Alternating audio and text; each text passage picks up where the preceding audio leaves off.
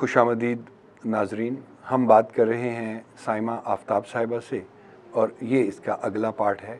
इसमें हम आपसे ये जानना चाहेंगे कि एक शायरा और एक आम खातून जो वर्किंग लेडी भी हो सकती है, जो हाउस वाइफ भी हो सकती है, उसमें क्या फ़र्क नज़र आना चाहिए दूसरे बंदों को, यानी एक शायरा किस तरह मुख्तलिफ होती है किसी भी दूसरी खातून से। इस पे पहले तो मैं आपको अपने दो शेर ही सुनाती हूँ। ज़रूर सुनाइए। थोड़ा वो इस सब्जेक्ट को कवर करते हैं। सुरूरो रक्सो मस्ती मैं नहीं हूँ, सुरूरो रक्सो मस्ती मैं नहीं हूँ, मुकम्मल घर घरस्ती मैं नहीं हूँ। वाह। वही सदियों पुरानी आम औरत, वही सदियों पुरानी आम औरत, अनोखा राज़े हस्ती मैं नहीं हूँ। सो आम औरत और शायरा में इस तरह से तो तफरीक किसी ख़ास तनाज़र से तो मैं नहीं कर पाऊँगी। एक शायरा ज़ाहिर है कि एक औरत भी होती है और जो एक औरत होने के नाते से उसको एक्सपीरियंसेस या फीलिंग्स या इमोशंस उसके होते हैं, वो एक शायरा में भी उस तरह से मौजूद होते हैं। अगर जे वो किसी शिद्दत के ज़रा मतलब ज़्यादा शदीद लेवल पे जाकर हो सकते हैं, या वो उसमें एक ये फ़र्क है कि वो उसको एक्सप्रेस कर सकती है। एक आम औरत हो सकता है उस तरह से उसको एक शेर का, एक नज़्म का, एक मिसरे का, एक गज़ल का रूप ना दे सके। आम औरत नहीं दे सकती, शायरा दे सकती है। दूसरा शायरा के मुझे लगता है कि शायरा होना या अपने आप को शायरा कहना बेसिकली शेर कहने की ही एक क्वालिटी है जिससे कोई अपने आप को कहता है ये।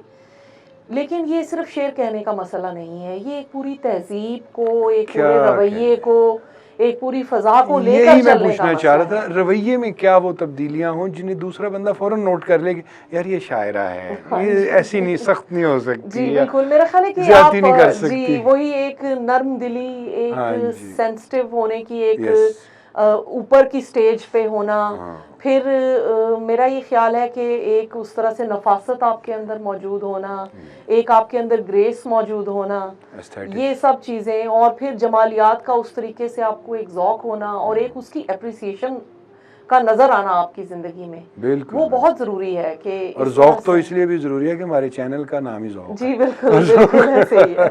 मसलन कि अब दफ्तर में भी अगर आपको एक परिंदे की आवाज़ आ रही है तो वो आपको ज़ाहिर है कि एक और दुनिया में ले जा सकती है, with in a split second आपको कहीं पहुंचाती है, या आपके लिए वो एक मसरूरियत का और सुरूर का बायस उस वक़्त उस लेवल पे बन रही है जो कि शायद एक आम आदमी नोटिस भी नहीं कर रहा कि पीछे एक बैकग्राउंड में बर्ड की आवाज़ आ रही है, या ये दरख्त किस तरह लहलहा रहा है, या वो सामने पहाड़ नज़र आ गया है, या पानी की गिरने की कहीं से आवाज़ आ रही है। मुशाहिदा तेज़ होती है। बेशक, लोग हम पता नहीं क्यों साइमा साहबा, जब बतौर शायर मैं सोचता हूँ, देखता हूँ, मुझे लगता है कि अगर लोग बाज़ौक़ हो जाएं, ज़ौक़ टीवी की भी यही कोशिश है कि लोग बाज़ौक़ हो जाएं। अगर लोग बाज़ौक़ हो जाएं, उनका जो मज़ाक़ शेरी है, उनका जो ज़िंदगी गुजारने का ढंग है, वो इस अंदाज़ में तरतीब पा जाएं, तो शायद इख्तलाफ और लड़ाइयाँ और कड़वापन और कड़वाहट और लहजों की तलखी वो ज़रा कम हो जाए। शायद समाज में कुछ नरम हवाएं चलें, एक दूसरे को समझने की कोशिश हो, या कम से कम ये है कि एक कुव्वत बर्दाश्त हो, वो बढ़ एक जाए, सलीका हो, इख्तलाफ का भी तरीका हो। बिल्कुल। और जो मुझे ये लगता है कि मुझे अपने ज़ाती तौर पे बतौर शायरा ये जो आपने बात की रवैयों की बदनुमाई और बदतमीज़ी और इस किस्म की बदतहज़ीबी जो है, वो बहुत ज़्यादा एक आपके ऊपर नेगेटिव, आपको मुझे उससे बहुत ज़्यादा दिली तकलीफ़ होती है। शायद एक मुझे लगता है कि आम हम लोग जो अवाम में हैं या जो शेर नहीं कहते, आम लोग उसको उस तरीके से उसको रिएक्ट नहीं करते या उस पे उसको शायद फील ना करते हों।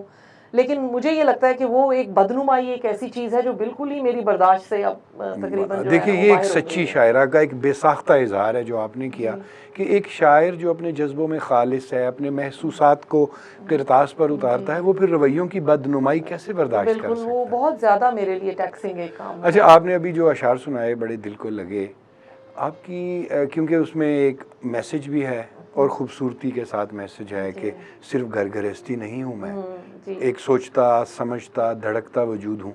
आपकी गज़ल मैंने सुनी थी और उस गज़ल में बड़ी उठान थी और उसका काफ़िया भी उठान ही था। अच्छा। वो सुनाइए, और बहुत पसंद आएगी नाजरीन आपको। उसमें मैसेज भी यही है जिसके ऊपर हम बात कर रहे हैं, और फिर उसके अशार भी नहायत ही दिलचस्प और बड़े ही खूबसूरत हैं। मैं आपको सुना देती हूँ। वो जी। थोड़ी सी ज़रा आप समझ लीजिए कि वो उसके फेमिनिज्म को भी छूती हुई थोड़ी जी। सी एक औरत की आवाज़ जिसको आप कहते क्यों हैं, नहीं जी, औरत की वो है। आवाज़ बहुत अहम और मुकद्दम है।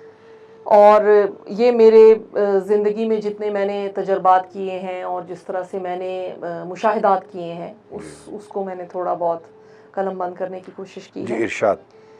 काट देते हो दरमियान से तुम, आहा, काट देते हो दरमियान से तुम, खुश नहीं मेरी दास्तान से तुम। अरे वाह, क्या बात है। काट देते हो दरमियान से तुम, खुश नहीं मेरी दास्तान से बात तुम। नहीं कही गई, बात नहीं, मतलब बात सुननी चाहिए। सुभान अल्लाह, फिर अता कीजिए ये मतलब। काट देते हो दरमियान से तुम, वाह, खुश नहीं मेरी दास्तान से तुम। आहा, औरतें देखने की चीज हैं क्या, आहा, इनको सुनते नहीं हो ध्यान से तुम। भाई वाह, वाह, क्या पैगाम है। औरतें देखने की चीज हैं क्या, आहा, इनको सुनते नहीं हो ध्यान से तुम।